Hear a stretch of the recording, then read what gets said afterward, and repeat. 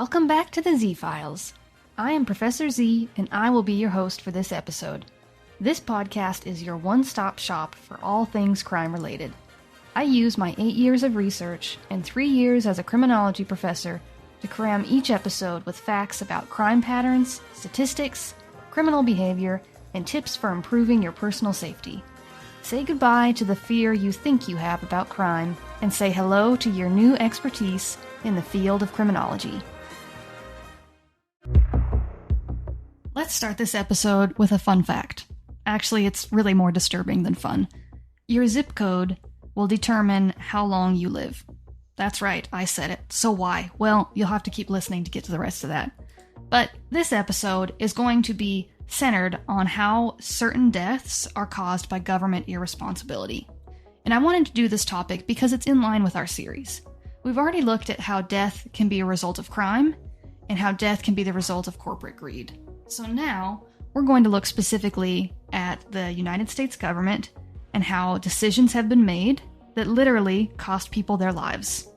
We can't be firefighters witnessing a blaze and not trying to extinguish it. So I provide the information in this episode in the hopes that someone will be able to think of a solution to provide to someone else in power. Social scientists have uncovered the obvious fact that neighborhood location has a major impact on health. Your social environment can make you more prone to disease, expose you to more harm, and determine the course and outcome of an illness more than any biological property. And social environment isn't referring to the weather that's in your area or if you live near the ocean or the mountains. Your social environment is your immediate physical and social setting that you live in. This includes the cultural practices in your area, as well as the people and institutions you interact with every day. And it's the responsibility of the reigning government in a place to ensure that the social environment of its people is providing good quality of life. A less appreciated factor in neighborhood health is looking at what jobs are provided in an area. And what we see typically is that when urban centers are abandoned by industrial or manufacturing establishments, a decrease in health follows. Between 1967 and 1987, manufacturing companies moved out of city centers, taking jobs and billions of dollars with them. Detroit lost 51% of manufacturing jobs. New York lost 58%, and Philadelphia lost 64%. Now, once again, these jobs vanished because company executives chose to move the jobs to other countries that had more relaxed salary laws so they could hire people for longer hours and lower pay. Let's use Flint, Michigan to demonstrate this relationship between a lack of employment opportunities and poor health outcomes. Flint was previously a thriving metropolis supported by an automobile plant. As manufacturing jobs vanished from the area, the town suffered generations of job loss and economic hardship. By 2008, the town was on the verge of bankruptcy. The state of Michigan appointed emergency managers to essentially act as dictators over the town's affairs. These people reported to the Treasury Department of the state, and not to the townspeople. So, goodbye democratic process there. In order to save money in 2014, these managers decided to change the town's water source from the Detroit Water and Sewage Department to the Flint River. Residents immediately expressed concern over the water safety, especially as General Motors reported water from the Flint River was corroding newly machined parts. State officials reassured residents the water was safe, but when people grew sicker and the water could literally be ignited with a match straight from the tap, the charade was over. As it turns out, the amount of lead in the water was high enough to classify it as hazardous waste. Consuming this water leads to a phenomenon known as Legionnaire's disease. Some county officials wanted to investigate the outbreak of the disease in relationship to the water, but they were met with resistance from the city and state government. Even the Detroit Water and Sewage Department offered to reconnect to the city, but the manager at the time declined. Meanwhile, the water continued to poison the people and damage the existing plumbing infrastructure. It wasn't until a newly elected mayor declared a state of emergency and President Obama released $5 million in emergency relief that officials rethought the situation in Flint. Today, former Michigan Governor Rick Snyder pleaded not guilty to misdemeanor charges he willfully neglected his duty during the Flint water crisis, his lawyer calling it political persecution.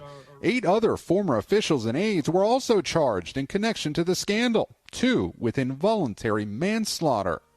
The state of Michigan boasts that only 12 people died as a result of the water. First of all, I hate the word only combined with anything to do with death. Death is a big deal in any number. Second of all, they lied. On careful examination of the data, you will actually find that there were 70 deaths in the same time period as a result of complicated pneumonia. This happened during the summertime, which is actually when pneumonia-related deaths are usually at their lowest. These 70 people died as a result of drinking the water, plain and simple. I would like to revisit this crime of poisoned drinking water again in another episode because it's a prime example of elite deviance. So be looking for that release if you want the situation from the perspective of your trusty criminologist. While Flint, Michigan is an obvious example of city planning gone lethal, I want to focus on the more subtle examples in society. So let's start by assessing one aspect of the quality of life in America. A good measure of this is to check the life expectancy. The average life expectancy in the United States is 79 years. That puts us at 46th place compared to other countries in the world. Now, the nationwide rate is of course an average of all the states, so it doesn't represent the life expectancy of every zip code in America. The states have variation in their life expectancy rates, with Hawaii being at the top at 81 years, and Mississippi ranking at the lowest at 74 years. The gap in life expectancy doesn't stop at state lines though, because even cities in the same state can have different life expectancies. People living in Raleigh, North Carolina can expect to live 80 years. And yet, if someone travels 100 miles east to Martin County, North Carolina, life expectancy drops to 73 years. Even in the same city, you can have different life expectancy rates, depending on your zip code. People who live in the southern part of Tulsa, Oklahoma, can enjoy an additional 10 years of life compared to their fellow Tulsans who live just 18 miles to the north. Apparently, the social environment can change a lot within less than 20 miles. In Miami, Florida, you can watch 11 years of life expectancy vanish as you drive 20 minutes from North Beach to the area near the Women's Detention Center. And in Las Vegas, Nevada, life expectancy drops 16 years in a 10-mile span. That's not even the most dramatic out of all these. In the book The Death Gap, the author David Ansell points out that you can walk just half a mile from the Washington Park community in Chicago to Hyde Park and watch life expectancy increase 14 years. If Hyde Park was a country, it would be ranked in the top 20 of countries with the highest life expectancy. If Washington Park was a country, it would be ranked 140th for life expectancy. What happens in a half-mile space to cause people to lose 14 years of life? Well, I'll tell you, it's not an accident. So let's dig this skeleton out of America's closet. Gaps in health across neighborhoods are caused by a variety of factors that are all related to oppressive policies and racist city design. Communities that have lower tax funds can't support high-quality education, and jobs are often harder to find. Unsafe or unhealthy housing exposes people to numerous health risks. Stores with fresh produce are scarce in many of these places with lower life expectancies, while convenience stores with processed foods and restaurants that serve heart attacks on a plate outnumber many of the healthy options. These areas are referred to officially as food deserts, which describes a place that does not have fresh fruit or vegetables within a 2-mile radius. Supermarket chains have found that it costs 2 to 3% more to operate in low-income areas, and yet consumers in these same places pay between 5 to 10% more for their groceries than those living in middle-income areas. Price gouging by stores in low-income areas also includes raising prices on the 1st and 15th of the month to mirror dates that welfare is distributed. Grocers in the Mississippi Delta have raised prices on groceries when food stamps were introduced. If that's not a form of stealing, then I don't know what is. In 1986, the North Lawndale community of Chicago had 66,000 residents, but only one bank and one supermarket. The area didn't have many job opportunities, but it did have a surplus of businesses founded in exploitation. That area had 99 liquor stores and bars, 50 currency exchanges, and 48 state lottery agents. Now, if you're someone with a car, food and business offerings in your immediate area might not be a big deal. But if you don't have access to a car and have to rely on public transportation, if your area even has it, the likelihood of your diet incorporating healthy options is going to be very low. As it turns out, ownership or access to a private vehicle is important to your life expectancy because public transportation in America is a joke. City planners really have not devoted a lot of time to making sure a city layout would be accessible with or without a private vehicle. And state governments have largely ignored public accessibility unless it was to segregate an area. For example, take the state of New York about 100 years ago. At that time, many car companies refused to sell cars to Black Americans. Thus, the primary mode of transportation for Black Americans in the area was public buses.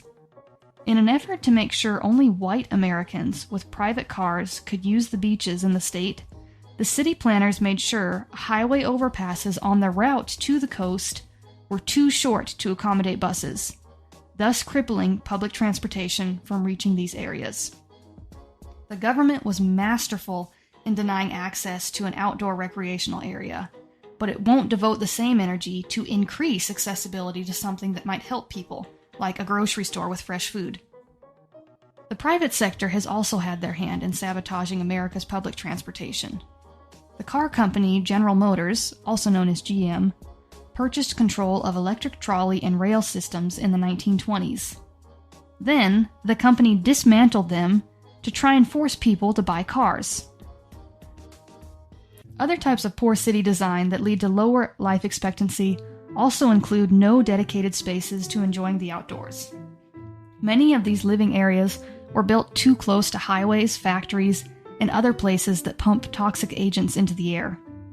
Racism once again shows its evil hand in planning who would be allowed different types of outdoor recreation. National parks did not permit Black visitors, or did not provide restroom facilities for Black visitors for decades. Even today, less than 15% of visitors to national parks are Black Americans, which shouldn't be surprising after generations of officials doing their best to make these places inaccessible. Not to mention, many national parks are essentially twice stolen land, the first being the entirety of America stolen from Native Americans. The second time being that Theodore Roosevelt robbed much of the land dedicated to Native Americans as reservations to create the national parks that would eventually attract visitors from around the world. Alright, sorry for that tangent, but it needed to be said. Back to the social detriments of health in an area. We also find that zip codes with lower life expectancies don't have access to quality health care. Besides that, hospitals are supplied differently depending on location. 1 out of every 20 counties in the United States does not have a single doctor, and more than half of all counties in the country do not have a pediatrician. The physician shortage is not limited to rural areas. It also extends to urban places. Physicians in private practice are seldom found in neighborhoods characterized by large numbers of poor and non-white residents.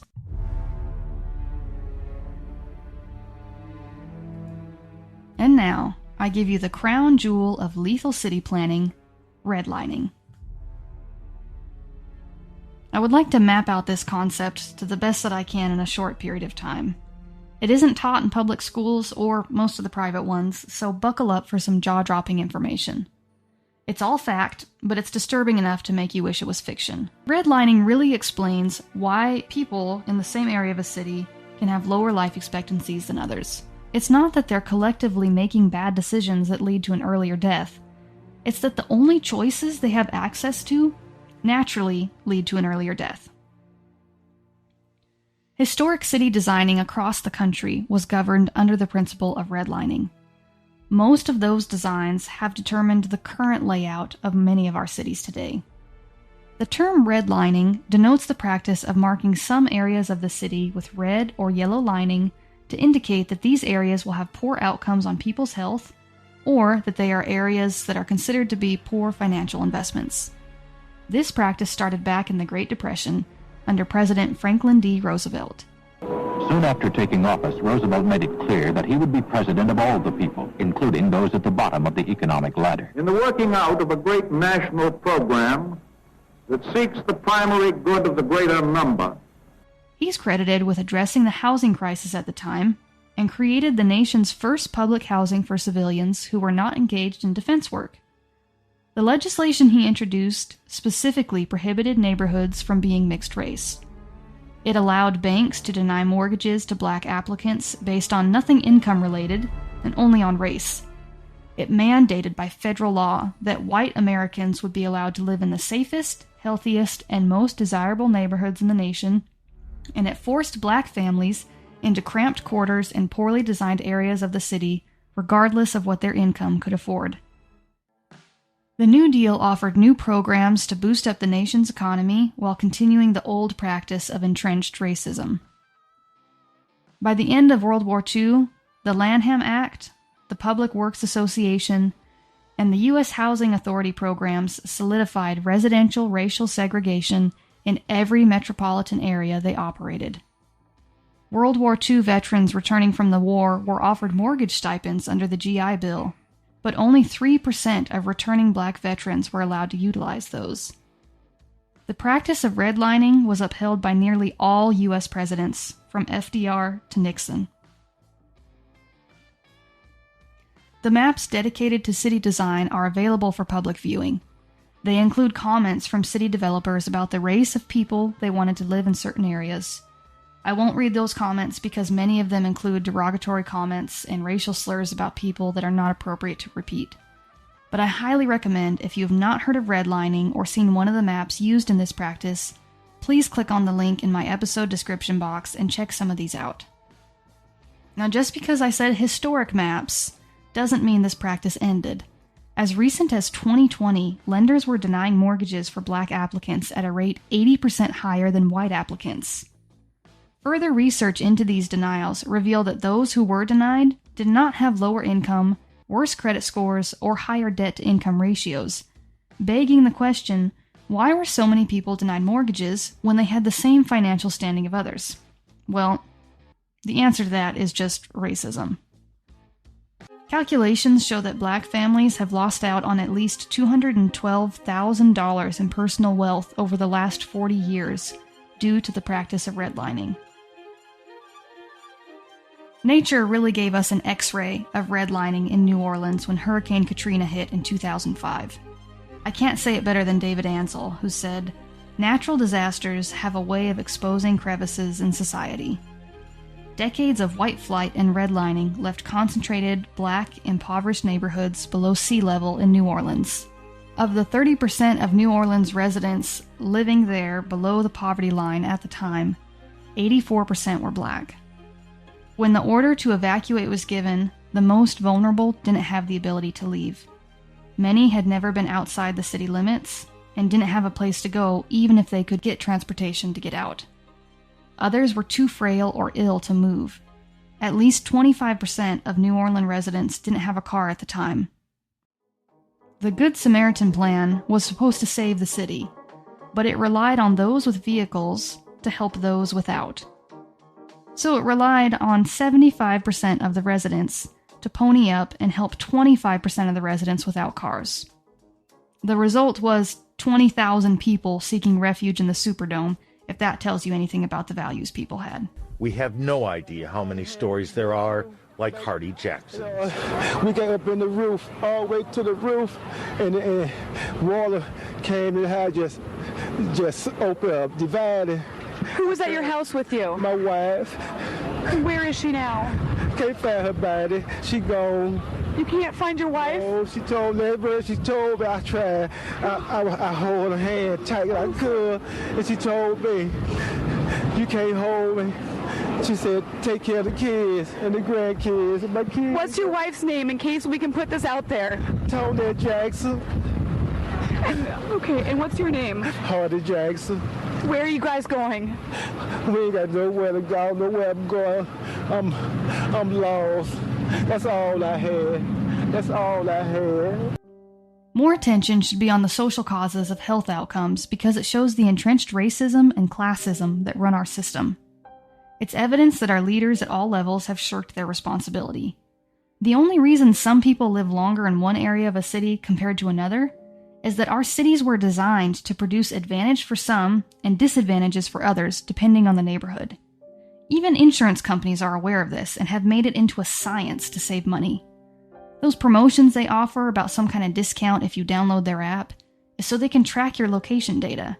Depending on the type of insurance, if they track you driving through areas they consider to be dangerous, or if they track you spending large amounts of time in an area of the city considered to be harmful to your health, they can either deny you coverage or hike your rates up without giving you an explanation. The thing is, local, state, and federal leaders are not ignorant to income differences and social resources in an area. They're quite in tune with people's habits and living conditions. I would like to use the lottery as evidence for this. In 2014, Americans spent more than $70.1 billion on lottery tickets across the 43 states that it's legal. That's more than the entire country spent on books, sporting events, movie tickets, video games, and recorded music combined. Households in the lowest one-third income level bought over half those lottery tickets. Now, the government is aware of this data, just like I am. It's not hard to find. The state of Ohio decided they would capitalize on this information. State officials in charge of lottery sales released lottery ads on the same day government benefits came out, because they have research that shows welfare being dispersed and lottery ticket sales are highly connected. Did you also know that the state of Ohio made more money off lottery taxes than corporate income tax in 2009? This means people in the lowest income bracket carried more of the state's expenses than any corporations in that area. And Ohio's not the only guilty state. 44 states rely almost entirely on their state lottery sales to fund public education. In 1955, the 400 richest Americans paid over 51% of their income in federal taxes, which I'll give them is quite high. By 2007, the Americans occupying the same bracket paid under 17%. Tax cuts for the wealthy and corporations cost the U.S. Treasury $700 billion between 2001 and 2008. And in order to compensate the nation's budget for these tax cuts, safety net programs providing government assistance were slashed. Government officials are aware of how to increase lottery ticket sales, but they won't devote the time to make sure everyone has access to healthy food options within a mile radius. Seems to me like they have more than enough of the energy and resources to devote to research in this area, but they are using it on marketing strategies for lottery tickets. And let me just say that lottery ticket spending can carry a stigma with it depending on who you talk to. It's a desperate prayer out of a bad financial situation. It isn't done for entertainment because movie ticket sales do not rise with lottery ticket sales in the same area, so don't judge someone for that. Especially when the government is devoting so many resources into wrapping up lottery tickets in a shiny package, promising a fortune with just a few bucks. I also don't want you to leave this episode thinking that all people on government assistance are just using the money for lottery tickets. That's really not true, and actually 96% of food stamps are used to obtain nutrition for someone's family. And our rate of welfare fraud is less than 4%. So please don't leave with the impression that we need to get rid of government assistance. I am not for that at all. I think it's a wonderful program, and I'm really happy to know that my taxes can possibly go to help someone. I'm sure we've all been tempted by a lottery jackpot at some point. Even this past week, people flocked to buy a Mega Millions ticket as it topped out at $1.3 billion. Lottery tickets support the false notion of upward mobility. This idea itself is a branch of the American dream which boasts that if you just work hard enough, you can have whatever you want. I won't deny that hard work produces desirable outputs, but true upward mobility is another myth. 80% of Black Americans and 70% of white Americans living in high poverty neighborhoods stay stuck in these same places for generations.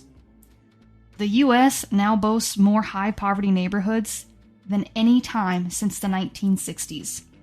What exactly is being done to improve the quality of life in this country for people who have lower incomes? The answer is not much. Almost half of all children under 5 live in poverty. So let me tie all this together. From the information in this episode, we've uncovered that life expectancy is highly dependent on your zip code. We've also proven how the government purposefully designed the layout of cities to have worse quality of life in certain areas. Further, the evidence is clear that the government is aware of spending habits that happen in disadvantaged areas and contributes to exploiting people instead of ensuring that they have access to advantageous options for food or jobs. Democracy would not be on the verge of collapse if we had some kind of legislation that said, hey, there needs to be healthy eating options within a walkable 1-mile radius of every city center. That would knock out a lot of health problems itself by not forcing people to only have processed foods that are chock full of sugar. And yes, 3/4 of American foods on shelves have too much sugar, which, as you guessed, is yet another episode to come. Well, I'm fired up and angry again, which is usually how I end these episodes after talking about all this, so hope that you all tune in to the next one. Please subscribe and share the podcast with anyone you think might be interested. Thanks for listening. We'll talk to you later.